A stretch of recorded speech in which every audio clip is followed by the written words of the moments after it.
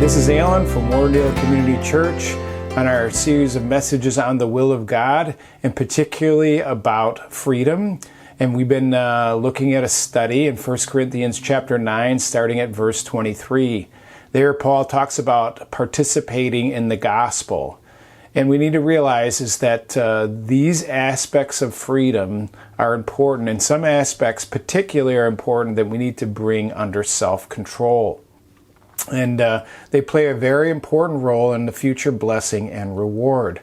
And we are reminded of this, that some rights and freedoms are good for all. Others could cause others to stumble. Even others can cause you to stumble. So all the categories of freedom are not the same, nor have the same level. And Paul talks about here, particularly about participating and not becoming disqualified. And so we looked at the idea of exercising control, bringing our body under slavery, having a winning disposition. And now we're jumping in at verse 27, 1 Corinthians 9:27. And this is talking about keeping approved as a participant in the gospel. Verse 27, but I discipline my body and make it my slave, so that after I have preached to others, I myself will not be disqualified. The danger of disqualification is what should shape the use of freedom, and does for Paul. The discipline of my body is a choice in the freedom category that keeps me from losing the prize of participating in the gospel ministry. So some aspects of freedom must be disciplined and brought under control, or they will cause one to fail. To let your freedoms get out of control can lead to this disapproval or unapproved. You have to ask yourself the question, do we fail the test of freedom, rights, and liberties by not disciplining our bodies? Yes, we could easily fail. Our bodies seek to control by the use of our desires and in the opening created by freedom. The idea of discipline can have a very large range, meaning all the way from the idea of disciplining, striking under the eye, to annoying. But the idea of still bringing this aspect under control, this may be best, I think, understood as to beat down. We are to beat down the use of some freedoms and longings for our rights that the body wants to control. Paul talks about, sets the course and moves in the direction of the mission and determines to make the body submit. The preaching to others is his partnership in the gospel that he wants to continue. This is his mission, and he determines not to become disqualified in losing this partnership in the gospel. The concept of the word disqualified is to be unapproved after being tested for something. The thought is, like in 2 Corinthians 10:5, we are destroying speculation and every lofty thing raised up against the knowledge of God, and we are taking every thought captive to the obedience of Christ. So thoughts must be made to submit to Christ. Areas in which the body would desire to rebel against might be like this in 1 Corinthians 4:12. And we toil, working with our own hands. When we are reviled, we bless. When we are persecuted, we endure. The body may not like this way of responding. The idea when reviled, we like to revile in return. But no, we must make the body submit and to bless. In Romans chapter 8, verse 13, maybe another area, for if you are living according to the flesh, you must die. But if by the Spirit you are putting to death the deeds of the body, you will live. The body may not like this very much of putting the deeds of the body to death. Another one is in 1 Corinthians 8:13. It says, therefore, if food causes my brother to stumble, I will never eat meat again, so that I will not cause my brother to stumble.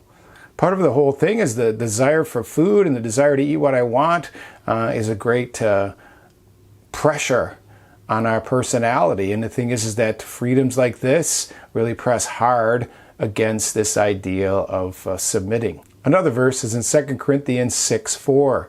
But everything, commending ourselves as servants of God in much endurance, in affliction, in hardship, in distress. Verse 5, in beatings, in imprisonments, in tumults, in labors, and sleeplessness, and hunger. The body may not like to do that, and it must be brought into submission. Another one is in 2 Corinthians 11:25. I have been in labor and hardship through many sleepless nights and hunger and thirst, often without food and cold and exposure. So some other aspects of the word disqualified. Here's a verse in Romans chapter 1, verse 28. Just as they did not see fit to acknowledge God any longer, God gave them over to a depraved mind to do the things which are not proper. The word depraved mind is an unapproved mind. What they did is they would not approve of God, which is the reverse of the word. They did not approve of God or acknowledge Him after finding out about Him. And so they were given a mind that was unacceptable or disqualified. Another verse is in Hebrews chapter 6, verse 8. But if it yields thorns and thistles, it is worthless, there's our word, and close to being cursed, and it ends up being burned. This is unapproved fruit. The idea of the rain coming and the benefits that would normally be associated, but the ground produces only thorns and thistles. And the result is something that is unapproved, that which is disqualified as valuable, and instead close to being cursed. Another aspect of the word is used in 2 Corinthians 13:5. This is talking about the approved relationship to Christ or failing that test. Starting at verse 5, it says, "Test yourself to see if you are in the faith. Examine yourself, or do you not recognize this about yourself, that Jesus Christ is in you, unless indeed," and this is our word, "fail the test. But I trust that you realize that we ourselves do not fail the test." There's the word again. "And we pray to God that you do no wrong. Not that we ourselves may appear approved, but that you may do what is right, even though we may appear unapproved." So there's the word test and unapproved, all exercising the meaning of this word. Here's another one in 2 Timothy chapter 3, verse 8. "Just as Jannes and Jambres opposed Moses, so these men also oppose the truth, men of depraved mind," and here's our word, "rejected in regard to the faith."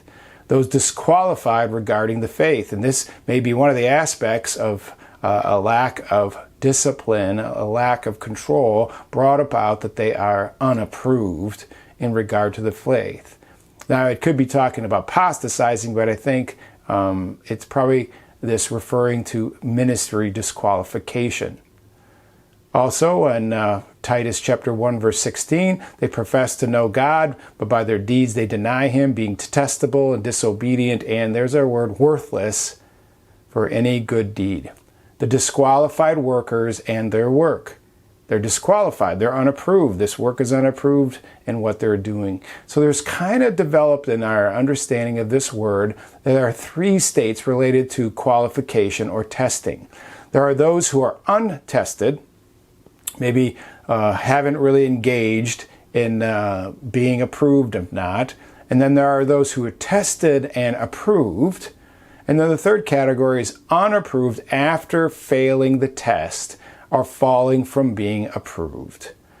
So the thing is that once you have been approved, if you fail, become disqualified, then you fall from that state of being approved. Deacons need to be first tested or approved of. 1 Timothy 3:10, it says, "These men must also first be tested." There's our word. "Then let them serve as deacons if they are beyond reproach." So we have to keep in mind the areas of freedom that lead to the danger of these types of sins that are ones that must be guarded against, that would lead us to disqualification. In 1 Corinthians 10, there's some samples we'll get to in the next couple of messages, but the idea of sample areas to watch and to be warned about. One is bad desires. This is chapter 10, verse 6. "Now these things happen as an example for us, that we would not crave evil things as they also craved." Also eating and drinking and playing in the wrong capacity. Verse 7, "Do not be idolaters as some of them were, as it is written, the people sat down to eat and drink and stood up to play." Now remember, these are, I think, are categories in which he warns them about that lead to these areas of sin and the judgment related to them. So the idea is that there are certain types of freedom that easily lead into these areas of judgment and sin related to it. Also sexual sin in chapter 10, verse 8. Nor let us act immorally as some of them did, and 23,000 fell in one day. The idea of testing the Lord. Verse 9, nor let us try the Lord as some of them did and were destroyed by the serpents. Another aspect is complaining. Verse 10, nor grumble as some of them did and were destroyed by the destroyer. Also, the area of self-confidence is a very dangerous area, and I think this one concludes this section concerning the dangerous areas of freedom. It says in verse 12, 1 Corinthians 10:12, therefore, let him who thinks he stands take heed that he does not fall. So some freedoms can lead you to sin, and some of these sins will lead you to being disqualified. So remind us of this. Some aspects of freedom are like sin. It will take you farther than you ever thought you'd go. It will keep you there longer than you ever intended to stay, and it will cost you more than you ever expected to pay. And that's a quote. Just so you know, you become disqualified when God terminates the ministry partnership. And this may happen way before the public finds out about it and before the ministry is destroyed on a human plane. The servant is not disqualified when people find out, but when God knows. So in conclusion, we have to ask, are you free to start with? Have you become free by the Son?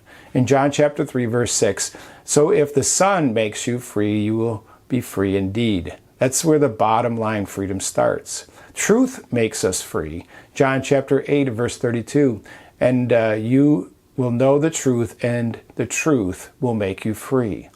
Then it moves on to dealing with our freedoms, this freedom that is provided to us in Christ when we know the Son. And the thing is, we have to ask ourselves, do we have a winning disposition? Are you going to fully participate and partner with God in the gospel? Then you will need to discipline some of your freedoms, rights, and liberties. This does not become legalistic, but always act in an edifying way. The idea of building up others, the idea of building up your own faith, and to walk in those ways. Building up my weaker brother, building with my free time to advance the gospel, and building my personal run so I don't become disqualified, get benched, or receive, like in soccer, a red card. With that, we conclude this area of those freedoms that we have to bring under control.